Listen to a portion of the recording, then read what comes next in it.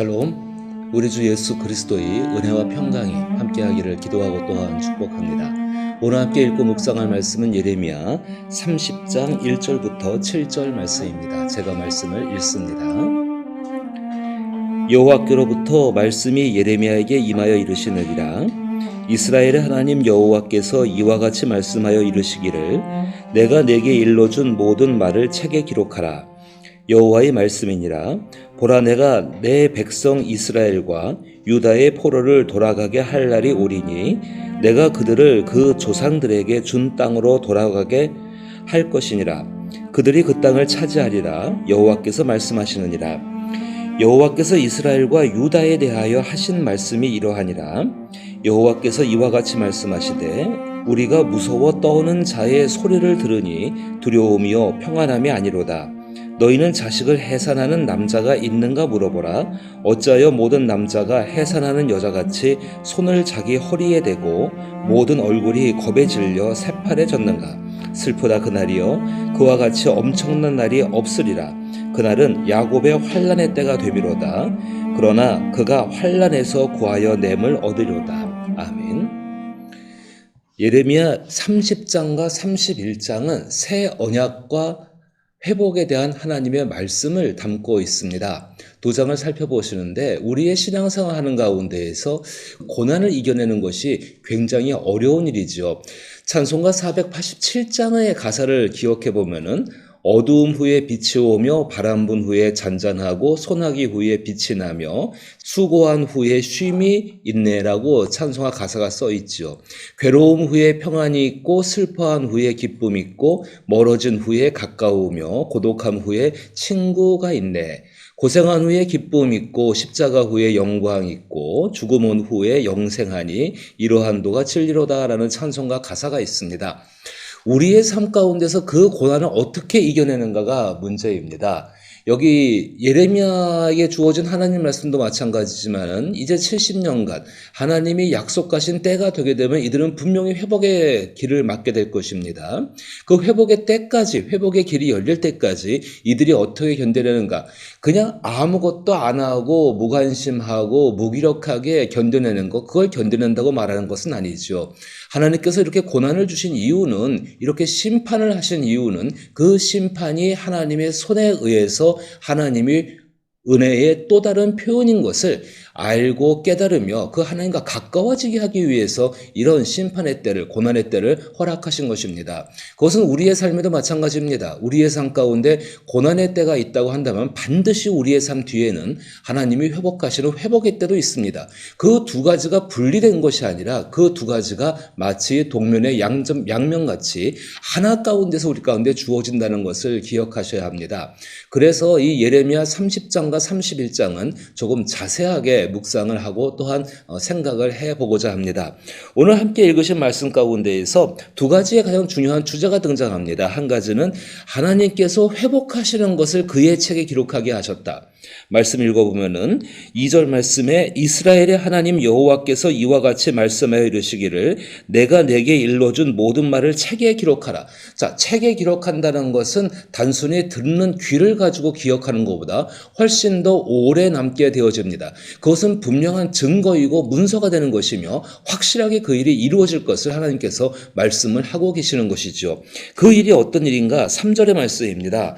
여호와의 말씀이니라. 보라, 내가 내 백성 이스라엘과 유다의 포로를 돌아가게 할 날이 오리니 내가 그들을 그 조상들에게 준 땅으로 돌아오게 할 것이니 그들이 그 땅을 차지하리라. 여호와께서 말씀하시느니라.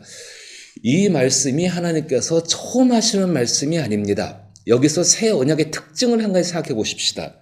분명히 하나님께서 약속하신 그 땅을 하나님 백성들에 주시겠다는 약속은 아브라함 때부터 있었던 약속이고 그리고 그 약속이 계속 이어져 와서 애굽에서 노예 생활을 하던 그 백성들이 하나님께 구원을 받는 출애굽할 때도 하나님이 하신 말씀이고 그 땅에 대한 약속은 하나님이 약속하신 그 땅을 얻는 것에 대한 그 약속과 말씀은 항상 있어 왔던 것입니다. 자, 새 언약이 무엇일까요?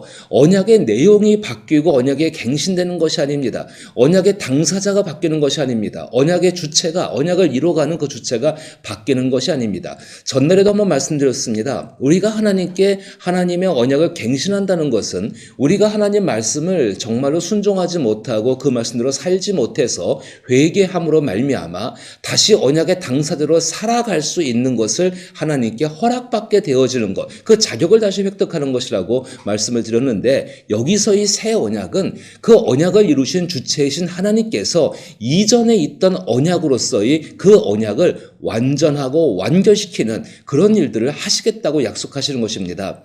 사실 이스라엘 백성들에게 계속 주어진 말씀은 예레미야를 통해서 그 언약을 하나님이 파기하신다는 것이었습니다. 그 너희들의 죄 때문에 그 언약은 파기되어졌고 도저히 너희들은 이제 그 언약의 갱신자로 살 수가 없기 때문에 너희들은 이 징계를 통하여서 새로워진 이후에 다시 나의 언약의 당사자가 될 것이라 약속하는 거였습니다.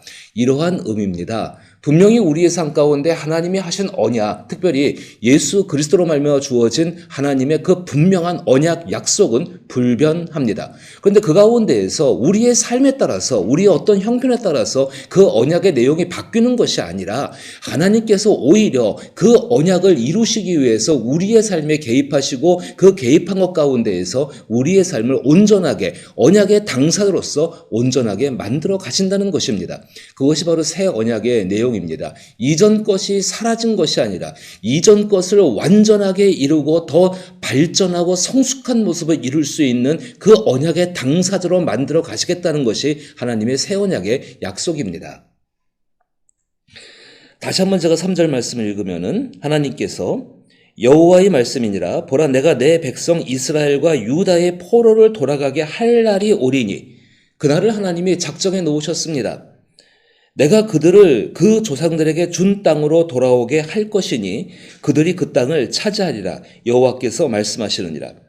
이 말씀을 가지고서 이제 이 70년의 시간, 하나님께서 하나님이 작정하신 때 돌아가게 하는 때를 이룰 때까지 이스라엘 백성들은 이 말씀을 믿고 기다려야 합니다. 이 말씀이 이루어질 때 이 말씀에 합당한 사람이 될 수 있도록 자기의 삶을 하나님의 말씀에 비추어서 이들은 정말로 변화시키고 성숙시켜 나가야 합니다. 그것이 새 언약의 당사자가 되는 것입니다. 하나님께서 허락하신 이 새 언약의 약속, 이것을 책에 기록하라고 말씀하십니다.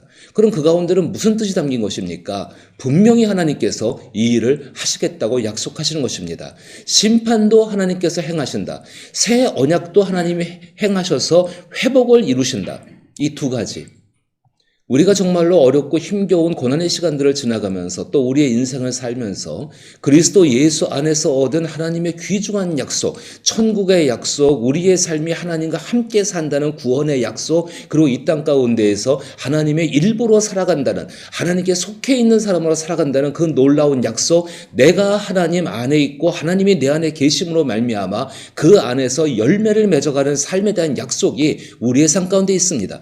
그런데 그 삶 가운데에서 나 자신이 하나님의 말씀을 따라 하나님의 인격, 하나님의 성품대로 변화되지 못한다면, 다시 말해서 예수 그리스도를 닮아가는 삶이 되지를 못한다면 우리의 삶은 하나님이 이 일을 하시고자 할 때, 아무리 이 일을 하시고자 할 때도 우리는 정말로 말라버려서 버려질 수밖에 없는 그 존재가 스스로 된다는 것입니다. 오늘 4절 말씀 보게 되니까는 하나님께서 그 언약의 당사자로서 새롭게 살아갈 수 있는 것 가운데에 가장 먼저 받아들일 것이 무엇인가를 하나님이 말씀하십니다. 그것은 환난의 때에 대한 자기의 이해입니다. 환난이 있습니다. 고난이 있습니다. 그 환난과 고난이 과연 무엇인가에 대해서 이해하는 것이 참 중요합니다. 그 고난과 환난만을 바라보고 그것 속에서 무엇인가를 이해하고 끄집어내려고 한다면 아무것도 할 수 없는 절망과 그리고 답답함과 괴로움만이 남게 됩니다. 그러나 그 환난과 고난이 하나님께서 하시는 일이라고 생각하게 된다면, 그것을 믿는다면 그 안에서 소망을 가질 수가 있다는 것입니다. 제가 다시 한번 말씀을 읽어보면은 여호와께서 이스라엘과 유다에 대하여 하신 말씀이 이러하니라.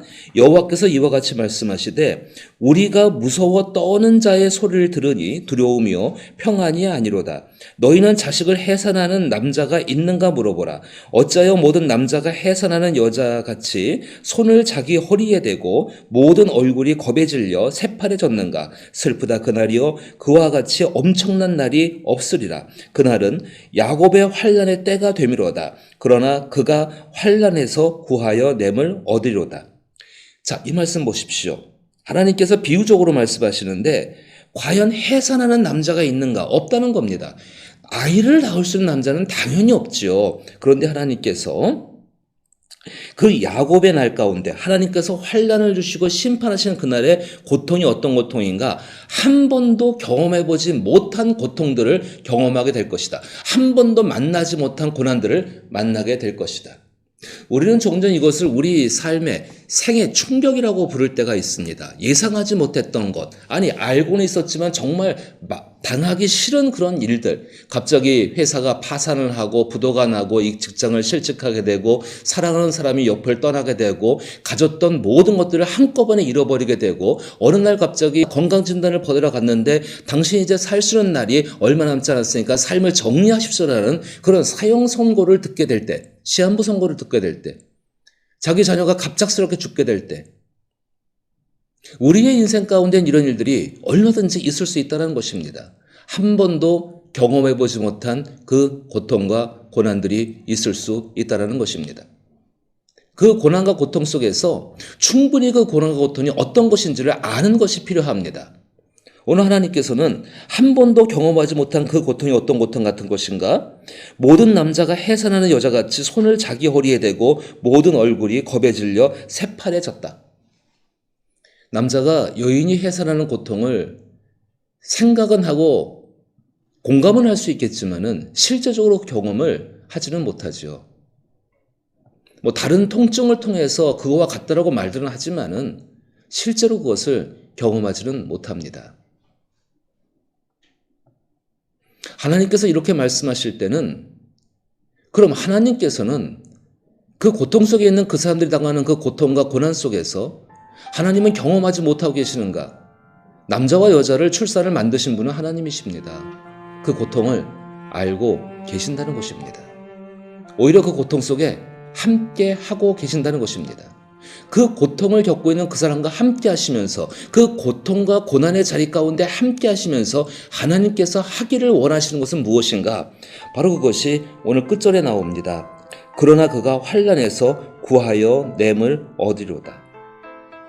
고치고 바로잡으시는 하나님의 은혜, 그 은혜가 실제의 것이 되게 하기 위해서 그 고난의 자리 가운데 들어가셨고 함께 고통받으시면서 그 자리에서 그것을 고치고 계시는 것입니다. 종종 자녀들이 부모님께 야단을 맞게 되고 또 때로는 체벌을 받을 때가 있지요. 그때 자녀는 맞는 게 억울합니다. 아프고 힘드니까는요. 그런데 때리는 부모의 마음은 어떨까요? 그 마음을 이스라엘 백성들이 과연 알았을까요? 저는 정말 그 마음을 알고 있는 사람은 극히 소수라고 생각합니다. 당장 자기의 환난과 고난이 무겁고 어려운 건 사실입니다. 그런데 그 환난과 고난을 왜 주시는가? 고치고 바로잡고자 하시는 하나님의 뜻, 바로 그 하나님의 선한 은혜가 있기 때문에 그것이 우리 삶 가운데 주어졌다는 것입니다. 물론 그것이 상상도 못하는 고통과 고난일 수 있습니다. 너무나 갑작스럽고 충격적이어서 자기의 전 인격이 모든 삶이 뒤흔들림 같을 수도 있을 것입니다. 그러나 그 가운데에 하나님은 떠나지 않으시고 함께 하시며 그 자리 가운데에서 우리의 삶을 수정해 나가신다는 것입니다. 아픈 일이죠. 힘든 일이죠. 하지만 우리의 삶 가운데에서 심판 뒤에 회복이 있고 이렇게 행하시는 하나님의 뜻이 우리를 향해서 재앙을 내리시고자 하는 것이 아니라 평안을 주고 장래의 소망을 갖기 위한 것을 우리가 분명히 그 말씀 가운데 받아들인다고 한다면 그 자리 가운데에서 우리는 찾게 될 것입니다. 지금 나를 향하신 하나님의 선한 뜻, 내가 무엇을 수정하고 무엇을 고치고 무엇을 새롭게 되는지를 깨닫게 될 것입니다. 그리스도 예수의 고난은 바로 그것을 위한 하나님의 나타나심이었습니다. 진실로 오늘 우리의 삶 가운데에서 우리의 삶을 하나님 앞에 기도하며 그 성령과 동행하며 그리스도 예수를 모습을 바라보며 조금은 더 하나님 말씀에 합당하도록 바르게 그리고 조금은 더 하나님 보시기에 옳고 기뻐하는 모습으로 율법과 규칙에 묶인 것이 아니라 자기 마음 안에서 그리스도 예수가 우리 건네 주신 자유함을 가지고 능동적으로 하나님 말씀을 순종해 나갈 수 있는 삶이 되기를 나사렛 예수 이름으로 축복합니다.